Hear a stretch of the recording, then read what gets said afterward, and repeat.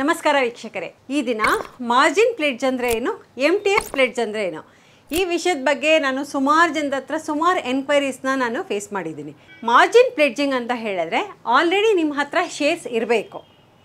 Shares already ನೀವು long ಟರ್ಮಿಗೆ ಏನಾದರೂ ಶೇರ್ಸನ್ನು by ಮಾಡಿ ಇಟ್ಕೊಂಡಿದ್ರಿ ಅಂತ ಹೇಳಿದ್ರೆ ಆ ಶೇರ್ಸನ್ನು ಪ್ಲೆಡ್ಜ್ ಮಾಡಿ ಅದರ ಮೇಲೆ ಮಾರ್ಜಿನನ್ನು ತಗೊಳ್ಳೋದಕ್ಕೆ ಮಾರ್ಜಿನ್ ಪ್ಲೆಡ್ಜಿಂಗ್ ಅಂತ ಹೇಳಿ ಕರಿತೀವಿ. ಈ ಮಾರ್ಜಿನ್ ಪ್ಲೆಡ್ಜಿಂಗು ನೀವು ಯಾವುದಕ್ಕೆ ಯೂಸ್ ಮಾಡ್ತೀರಾ ಅಂತ ಹೇಳಿದ್ರೆ, ನಿಮ್ಮ ಹತ್ರ ಟ್ರೇಡ್ ಮಾಡಲಿಕ್ಕೆ ದುಡ್ಡಿರೋದಿಲ್ಲ, ಟ್ರೇಡ್ ಮಾಡಲಿಕ್ಕೆ ನಿಮ್ಮ ಹತ್ರ ಹಣ ಇಲ್ಲ ಅಂತ ಹೇಳಿದಾಗ ನಿಮ್ಮ ಹತ್ರ ಇರೋಂಥ ಶೇರ್ಸನ್ನೇ ಬಳಸ್ಕೊಂಡು, ಅಂದರೆ ನಿಮ್ಮ ಹೋಲ್ಡಿಂಗು, ನಿಮ್ಮ ಪೋರ್ಟ್ಫೋಲಿಯೋನಲ್ಲಿ ಏನು ಶೇರ್ಸ್ ಇರುತ್ತೆ ಅದನ್ನು ನೀವು ನಿಮ್ಮ ಬ್ರೋಕರ್ಸ್ ಹತ್ರ ಪ್ಲೆಡ್ಜ್ ಮಾಡಿ ಆ ಪ್ಲೆಡ್ಜಿಗೆ ನಿಮಗೆ ಮಾರ್ಜಿನ್ನು ನೀವು ನಿಮ್ಮ ಬ್ರೋಕರಿಂದ ತಗೊಳ್ತೀರಾ. ಅದರಲ್ಲಿ ಬರೋ ಮಾರ್ಜಿನಲ್ಲಿ ನೀವು ಫ್ಯೂಚರ್ ಆ್ಯಂಡ್ ಆಪ್ಷನ್ಸ್ ಟ್ರೇಡನ್ನು ಮಾತ್ರ ಮಾಡಬಹುದು. ಈ ದುಡ್ಡಲ್ಲಿ ಅಂದರೆ ಮಾರ್ಜಿನ್ ಅಮೌಂಟಲ್ಲಿ ನೀವು ಈಕ್ವಿಟಿನ ಬೈ ಮಾಡಲಿಕ್ಕೆ ಆಗೋದಿಲ್ಲ.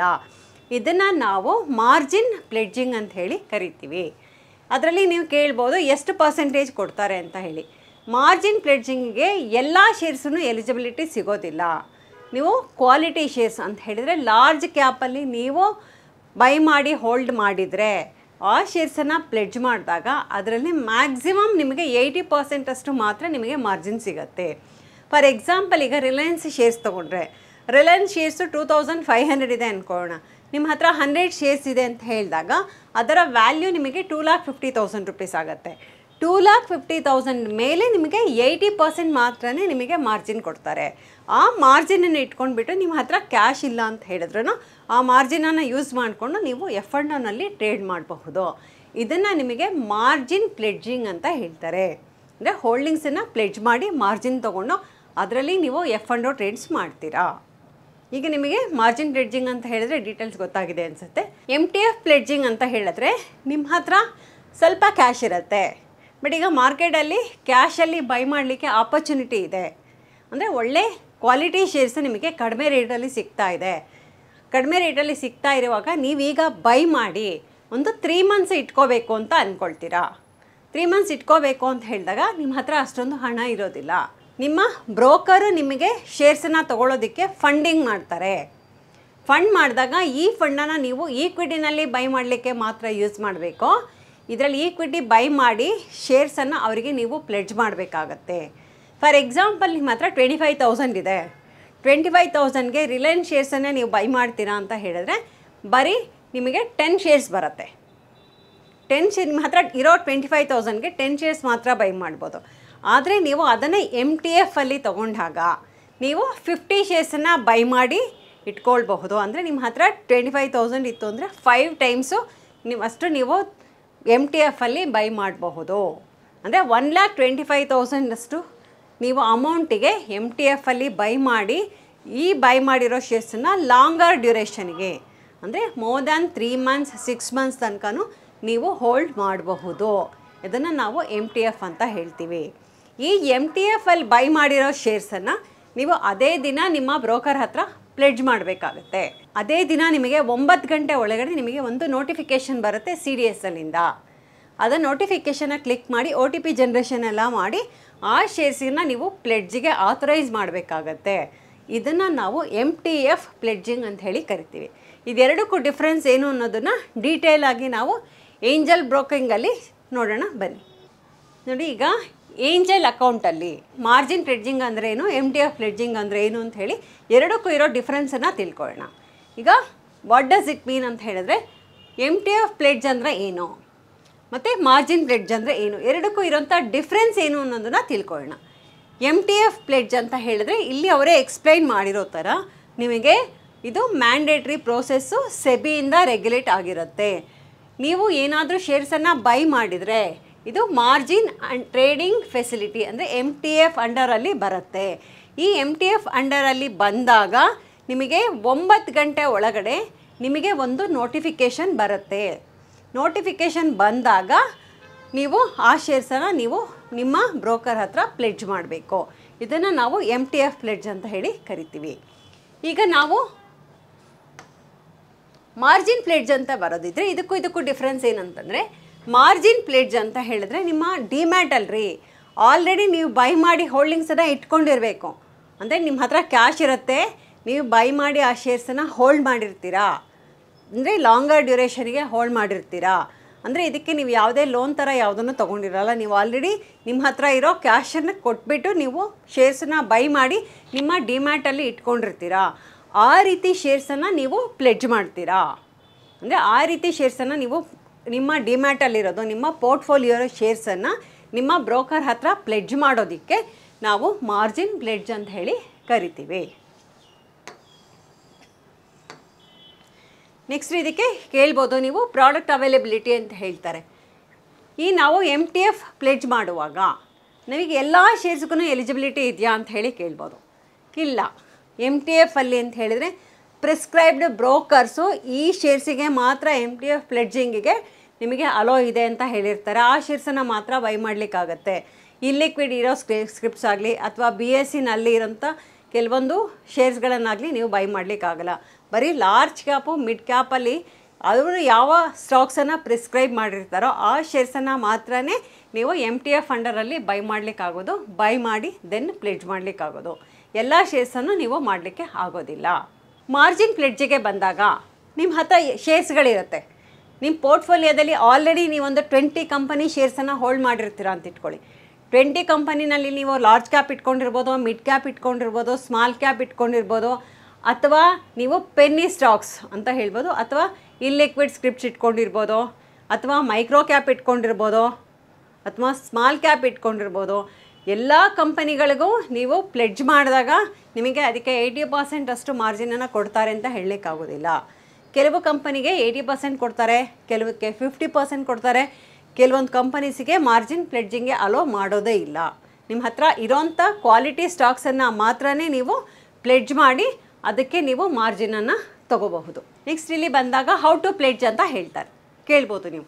ಹೌ ಟು ಪ್ಲೆಡ್ಜ್ ಅಂತ ಹೇಳಿದ್ರೆ ಇಲ್ಲಿ ಹೇಳ್ತಾರೆ, ನೀವು ಒಂದು ಸರ್ತಿ ನೀವು ಸ್ಟಾಕನ್ನು MTF ಕೆಳಗಡೆ ನೀವು ತೊಗೊಂಡಾಗ, ಅಂದರೆ ಪೇ ಲೇಟರ್ ಅಂತ ಹೇಳಿ ಆಪ್ಷನ್ಸ್ ಕೊಟ್ಟು ನೀವು ಬೈ ಮಾಡಿದಾಗ, ನಿಮ್ಮ ಹತ್ರ ಇರೋ ಕ್ಯಾಶಿನಗಿಂತ ಜಾಸ್ತಿ ಬೈ ಮಾಡಿ ಪೇ ಲೇಟರ್ ಅನ್ನೋ ಆಪ್ಷನ್ನಲ್ಲಿ ನೀವು ಶೇರ್ಸನ್ನು ಬೈ ಮಾಡಿದಾಗ ಆ ಶೇರ್ಸನ್ನು ನಿಮಗೆ ಈವ್ನಿಂಗ್ 9 o'clock ಒಳಗಡೆ ನಿಮಗೆ SMS ಮೂಲಕ ಕಮ್ಯುನಿಕೇಟ್ ಮಾಡ್ತಾರೆ, ನೀವು ಶೇರ್ಸನ್ನು MTF ಅಂಡರಲ್ಲಿ ನೀವು ಬೈ ಮಾಡಿದ್ದೀರಾ ಅಂಥೇಳಿ. ಬೈ ಮಾಡಿದ ಮೇಲೆ ನಿಮಗೆ CDS ಅಲ್ಲಿಂದ ಒಂದು ಇಮೇಲ್ ಬರುತ್ತೆ ಅಥವಾ SMS ಬರುತ್ತೆ. ಅಲ್ಲಿ ಒಂದು ಲಿಂಕ್ ಇರುತ್ತೆ. ಆ ಲಿಂಕನ್ನು ನೀವು ಕ್ಲಿಕ್ ಮಾಡಿದ್ರೆ ನಿಮಗೆ CDSL ವೆಬ್ಸೈಟಿಗೆ ಅದು ಕರ್ಕೊಂಡು ಹೋಗುತ್ತೆ. ಅಲ್ಲಿ ನೀವು ಪ್ಯಾನ್ ನಂಬರು ಮತ್ತು ನಿಮ್ಮ ಡಿಮ್ಯಾಟ್ ಅಕೌಂಟ್ ಡೀಟೇಲ್ಸನ್ನು ಹಾಕಬೇಕು. ಅಲ್ಲಿ ಹಾಕಿದ ಮೇಲೆ ನೀವು ಇವತ್ತು ಯಾವುದಾದ್ರು ಶೇರ್ಸ್ ಬೈ ಮಾಡಿದರೆ, ಯಾವ ಶೇರ್ಸನ್ನು ನೀವು MTF ಅಂಡರಲ್ಲಿ ಬೈ ಮಾಡಿದಿರೋ ಆ ಶೇರ್ಸನ್ನು ಮಾತ್ರ ನೀವು ಪ್ಲೆಡ್ಜ್ ಮಾಡಬೇಕಾಗುತ್ತೆ. ಅಲ್ಲಿ ಸೆಲೆಕ್ಟ್ ಸ್ಟಾಕ್ ಟು ಪ್ಲೆಡ್ಜ್ ಅಂತ ಕೇಳುತ್ತೆ. ಅಲ್ಲಿ ನೀವು ಇವತ್ತು 10 ಸ್ಟಾಕನ್ನು ಬೈ ಮಾಡಿರ್ಬೋದು, 2 ಮಾತ್ರ MTF ಅಲ್ಲಿ ಬೈ ಮಾಡಿರ್ಬೋದು. ನೀವು MTF ಅಲ್ಲಿ ಯಾವುದು ಮಾಡಿರ್ತೀರೋ ಅದನ್ನು ಮಾತ್ರ ನೀವು ಟಿಕ್ ಮಾಡಬೇಕಾಗುತ್ತೆ. ಟಿಕ್ ಮಾಡಿದ ಮೇಲೆ ನಿಮಗೆ ಒಂದು OTP ಜನ್ರೇಟ್ ಆಗುತ್ತೆ. ಆ OTPನ ನೀವು ಎಂಟರ್ ಮಾಡಿ ನೀವು CDSLನ ಆಥರೈಸ್ ಮಾಡಬೇಕಾಗತ್ತೆ. MTF ಅಲ್ಲಿ ಶೇರ್ಸನ್ನು ಬೈ ಮಾಡಿ ಪ್ಲೆಡ್ಜ್ ಮಾಡಲಿಕ್ಕೆ ಇದೊಂದು ಡೀಟೇಲು ಪ್ರೊಸೀಜರ್ ಇರುತ್ತೆ. ಇದನ್ನು ನೀವು ಯಾವತ್ತು ದಿನ MTF ಅಲ್ಲಿ ಬೈ ಮಾಡಿರ್ತೀರೋ ಅದೇ ದಿನ ನೀವು 6 ಗಂಟೆ ಮೇಲೆ ನಿಮಗೆ ನೀವು ಇಮೇಲ್ನ ಚೆಕ್ ಮಾಡಿಕೊಂಡ್ರೆ ಅಥವಾ ನಾರ್ಮಲ್ ಮೆಸೇಜನ್ನು ಚೆಕ್ ಮಾಡಿಕೊಂಡ್ರೆ ನಿಮಗೆ ನೋಟಿಫಿಕೇಷನ್ ಬಂದಿರುತ್ತೆ. ಬಂದ ಮೇಲೆ ನಿಮಗೆ OTP ಹಾಕಿ ನೀವು ಆಥರೈಸ್ ಮಾಡಬೇಕಾಗಿರೋದು ನಿಮ್ಮ ಕರ್ತವ್ಯ. ಮಾರ್ಜಿನ್ ಪ್ಲೆಡ್ಜಿಗೆ ಬಂದರೆ ನೀವು ಏಂಜಲ್ ಅಕೌಂಟಿಗೆ ಹೋಗಿ ಅಲ್ಲಿ ಪ್ಲೆಡ್ಜಿಂಗ್ ಆಪ್ಷನ್ ಇರುತ್ತೆ. ಪ್ಲೆಡ್ಜಿಂಗ್ ಬಟನ್ನ ಕ್ಲಿಕ್ ಮಾಡಿ ನೀವು ಯಾವ್ಯಾವ ಶೇರ್ಸನ್ನು ನೀವು ಪ್ಲೆಡ್ಜ್ ಮಾಡಬೇಕು ಅಂತಿದ್ದೀರಾ ಅಲ್ಲಿ ಕ್ವಾಂಟಿಟಿ ನೀವು ಡಿಸೈಡ್ ಮಾಡ್ತೀರಾ. ಎಷ್ಟು ಶೇರ್ಸನ್ನು ಪ್ಲೆಡ್ಜ್ ಮಾಡ್ಬೋದು, ಯಾವ್ಯಾವ ಶೇರ್ಸನ್ನು ಪ್ಲೆಡ್ಜ್ ಮಾಡ್ಬೋದು ಅಂತ ಹೇಳಿ ಅಲ್ಲಿ ನಿಮಗೆ ಆಪ್ಷನ್ಸ್ ಇರುತ್ತೆ. ಫಾರ್ ಎಕ್ಸಾಂಪಲ್ ನಿಮಗೆ 10 ಲಕ್ಷ ನಿಮ್ಮ ಹತ್ರ ಪೋರ್ಟ್ಫೋಲಿಯೋ ಇರುತ್ತೆ, ನಿಮಗೆ 10 ಲಕ್ಷದ ಮೇಲೂ ಮಾರ್ಜಿನ್ ಬೇಡ, ನನಗೊಂದು 5 ಲಕ್ಷದ ಮಾತ್ರ ಸಾಕು ಅಂತ ಹೇಳಿದ್ರೆ ನೀವು 5 ಲಕ್ಷ ಮಾತ್ರ ನೀವು ಪ್ಲೆಡ್ಜ್ ಮಾಡಿ ಅದರ ಮೇಲೆ ಮಾರ್ಜಿನ್ ತೊಗೋಬೋದು. ಕ್ವಾಂಟಿಟಿನೂ ಡಿಸೈಡ್ ಮಾಡ್ಬೋದು. ನಿಮಗೆ ಸ್ಟಾಕನ್ನು ನೀವು ಡಿಸೈಡ್ ಮಾಡಿ ನೀವು ಅಲ್ಲಿ ಟಿಕ್ ಮಾಡಿ ಆಪ್ಷನ್ಸನ್ನು ನೀವು ಇನ್ಕ್ರೀಸ್ ಮಾರ್ಜಿನ್ ಅಂತ ಹೇಳಿರುತ್ತೆ, ಅಲ್ಲಿ ಹೋಗಿ ಕ್ಲಿಕ್ ಮಾಡಿದ್ರೆ ನಿಮಗೆ ಮಾರ್ಜಿನ್ ಫೆಸಿಲಿಟಿ ಸಿಗುತ್ತೆ ಆ ಪರ್ಟಿಕ್ಯುಲರ್ ಸ್ಟಾಕ್ ಮೇಲೆ ಮಾತ್ರ. ನೋಡಿ ಇಲ್ಲಿ create margin to initiate approval process ಅಂತ ಇದೆ. ಆ ರೀತಿ ನೀವು ಥ್ರೂ SMS ಮೂಲಕನೇ ನಿಮಗೆ ಒಂದು OTP ಬರುತ್ತೆ. ಅದೆಲ್ಲ ಪ್ರೋಸೆಸ್ಸು ಮುಗಿದ ಮೇಲೆ ನಿಮಗೆ ಮಾರ್ಜಿನ್ ಪ್ಲೆಡ್ಜ್ ಆಗುತ್ತೆ. ನೆಕ್ಸ್ಟ್ ಡೇಯಿಂದ ನಿಮಗೆ ನೀವು ಯಾವ ಸ್ಟಾಕನ್ನು ಪ್ಲೆಡ್ಜ್ ಮಾಡಿದ್ದೀರಾ ಅದರ ಮೇಲೆ ಹೇರ್ ಕಟ್ ವ್ಯಾಲ್ಯೂ ಅಂತ ಇರುತ್ತೆ. 80% 50% ಅಂತ ನೀವು ಪ್ಲೆಡ್ಜ್ ಮಾಡಿರೋ ಶೇರ್ಸ್ ಮೇಲೆ ಅದರ ಪ್ರೀವಿಯಸ್ ಡೇ ಕ್ಲೋಸಿಂಗ್ ಪ್ರೈಸ್ ಮೇಲೆ ನಿಮಗೆ ಮಾರ್ಜಿನು ಸಿಗುತ್ತೆ. ನೆಕ್ಸ್ಟ್ ಈಗ ನಾನು ಎಷ್ಟು ದಿನದ ತನಕ ಶೇರ್ಸನ್ನು ಪ್ಲೆಡ್ಜ್ ಮಾಡ್ಬೋದು ಅಂತ ಹೇಳಿ ಕೇಳ್ತೀರಾ. ನೀವು MTF ಅಲ್ಲಿ ಬೈ ಮಾಡಿದಾಗ ಶೇರ್ಸನ್ನು ನೀವು ಅದೇ ದಿನ ಪ್ಲೆಡ್ಜ್ ಮಾಡಬೇಕಾಗತ್ತೆ. ಸೇಮ್ ಡೇ ನೀವು ಪ್ಲೆಡ್ಜ್ ಮಾಡಲಿಲ್ಲ ಅಂತ ಹೇಳಿದ್ರೆ ಬಿಫೋರ್ 9 o'clock ನಿಮ್ಮ ಶೇರ್ಸನ್ನು 7 ಡೇ ತನಕ ಮಾತ್ರನೇ ಅವರು ಹೋಲ್ಡ್ ಮಾಡಲಿಕ್ಕಾಗೋದು. ನೀವು ಸೇಮ್ ಡೇ ನೀವು ಪ್ಲೆಡ್ಜ್ ಮಾಡಿ ಆಥರೈಸ್ ಮಾಡಲಿಲ್ಲ ಅಂತ ಹೇಳಿದ್ರೆ ಟೈಮ್ ಲೈನು ನಿಮಗೆ 7 ಡೇಸ್ ಮಾತ್ರ. 7 ಡೇಸ್ ಒಳಗಡೆ ನಿಮ್ಮ ಬ್ರೋಕರ್ಗೆ ಆಥರೈಸೇಷನ್ ಇರುತ್ತೆ. 7 ಡೇಸ್ ಒಳಗಡೆ ಅದನ್ನು ಸ್ಕ್ವೇರ್ ಆಫ್ ಮಾಡ್ತಾರೆ, ಅಂದರೆ ಬೈ ಮಾಡಿದರೆ ಸೆಲ್ ಮಾಡ್ತಾರೆ. ನೀವು ಪ್ಲೆಡ್ಜ್ ಮಾಡಿದಾಗ ನಿಮಗೆ ಟೈಮು ಎಷ್ಟು ದಿನ ಬೇಕಿದ್ರೂ ನೀವು ಆ ಶೇರ್ಸನ್ನು MTF ಅಲ್ಲಿ ಹೋಲ್ಡ್ ಮಾಡಬಹುದು. ಯಾವಾಗ ಅಂತ ಹೇಳಿದರೆ ನೀವು ಪ್ಲೆಡ್ಜ್ ಆಥರೈಸ್ ಮಾಡಿದಾಗ ಮಾತ್ರ. ಅದೇ ನೀವು ಮಾರ್ಜಿನ್ ಪ್ಲೆಡ್ಜಿಗೆ ಬಂದಾಗ ನಿಮಗೆ ಬೇಕಾದಾಗ ಅದಕ್ಕೆ ಟೈಮ್ ಲೈನ್ ಇರಲ್ಲ. ನೀವು ಇವತ್ತು ಪ್ಲೆಡ್ಜ್ ಮಾಡ್ಬೋದು, ನೆಕ್ಸ್ಟ್ ಡೇ ನೀವು ಅನ್ಪ್ಲೆಡ್ಜ್ ಮಾಡ್ಬೋದು. ಅಂದರೆ ನಿಮಗೆ ಮಾರ್ಜಿನ್ ಯಾವಾಗ ರಿಕ್ವೈರ್ಮೆಂಟ್ ಇರುತ್ತೆ ಆವಾಗ ಮಾತ್ರ ಪ್ಲೆಡ್ಜ್ ಮಾಡ್ಬೋದು, ನೆಕ್ಸ್ಟ್ ಡೇನೇ ರಿಲೀಸ್ ಮಾಡ್ಕೋಬೋದು. ಅಥವಾ ಇವತ್ತು ಪ್ಲೆಡ್ಜ್ ಮಾಡಿ ಇನ್ನೊಂದು ವರ್ಷ ಆದ ತನಕ ನೀವು ಪ್ಲೆಡ್ಜ್ ಮಾಡಿ ಹೋಲ್ಡಿಂಗಲ್ಲಿ ಇಟ್ಕೊಳ್ಬೋದು. ಅಂದರೆ ಪ್ಲೆಡ್ಜ್ ಮಾಡಿ ಆ ಮಾರ್ಜಿನ್ ಅಮೌಂಟನ್ನು ಯೂಸ್ ಮಾಡಿಕೊಂಡು ನೀವು ಟ್ರೇಡ್ ಮಾಡ್ಬೋದು. ನೆಕ್ಸ್ಟ್ ಇಲ್ಲಿ ನಾವು ಆಲ್ರೆಡಿ ಹೇಳಿದ್ವಿ ಯಾವ ಶೇರ್ಸನ್ನ ಅಪ್ರೂವ್ ಮಾಡ್ಬೋದು ಅಂತ ಹೇಳಿ ಅವರೇ ಹೇಳಿರ್ತಾರೆ. ನೆಕ್ಸ್ಟ್ ಇಲ್ಲಿ ಚಾರ್ಜಸ್ ಬಗ್ಗೆ ಹಾಕಿದ್ದಾರೆ. ಎರಡು ಕಡೆಯೂ ನಿಮಗೆ ಪ್ಲೆಡ್ಜಿಗೆ ಅನ್ಪ್ಲೆಡ್ಜಿಗೆ 20 ರೂಪೀಸ್ ಪ್ಲಸ್ GST ಇರುತ್ತೆ. ಎರಡು ಕಡೆಯೂ ಅಷ್ಟೇ ಪ್ಲೆಡ್ಜಿಗೆ ಮತ್ತು ಅನ್ಪ್ಲೆಡ್ಜಿಗೆ ನಿಮಗೆ ಚಾರ್ಜಸ್ಸು ಅಪ್ಲಿಕೇಬಲ್ ಆಗ್ತಾ ಇರುತ್ತೆ.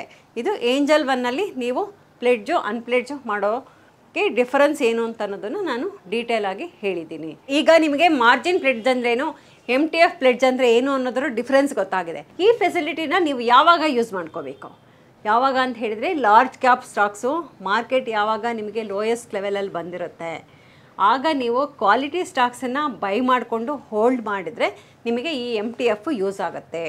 MTFಗೆ ನಿಮಗೆ ನಿಮ್ಮ ಬ್ರೋಕರು ನಿಮಗೆ ಮಾರ್ಜಿನ್ನು ಅಂದರೆ ನಿಮಗೆ ಫಂಡ್ ಮಾಡೋದ್ರಿಂದ ನಿಮಗೆ ಅದಕ್ಕೆ 18% ಇಂಟ್ರೆಸ್ಟ್ ಹಾಕ್ತಾರೆ.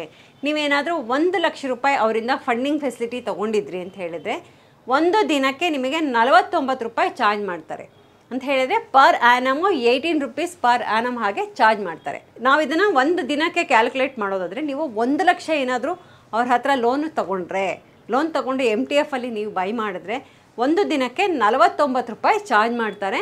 ನೀವು ಈ MTF ಯೂಸ್ ಮಾಡ್ಕೊಳ್ಳುವಾಗ ಯಾವ ಸ್ಟಾಕಿಗೆ ಯೂಸ್ ಮಾಡ್ತಾ ಇದ್ದೀವಿ, ಯಾವಾಗ ಯೂಸ್ ಮಾಡ್ತಾ ಇದ್ದೀವಿ ಅನ್ನೋದನ್ನು ಗಮನದಲ್ಲಿಟ್ಕೊಂಡು ಈ MTF ಫೆಸಿಲಿಟಿನ ಯೂಸ್ ಮಾಡ್ಕೋಬೇಕಾಗುತ್ತೆ.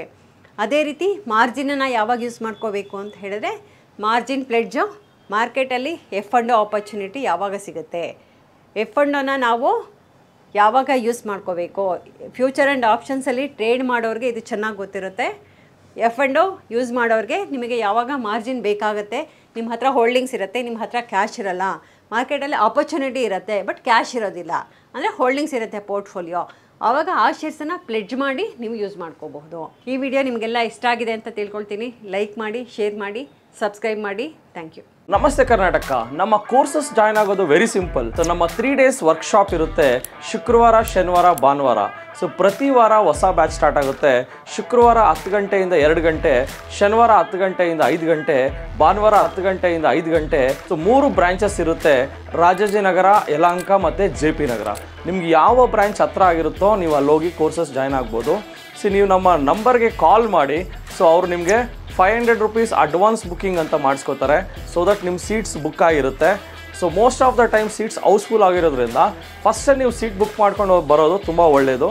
So thank you. ಸಿಗೋಣ ಇದೇ ಶುಕ್ರವಾರ.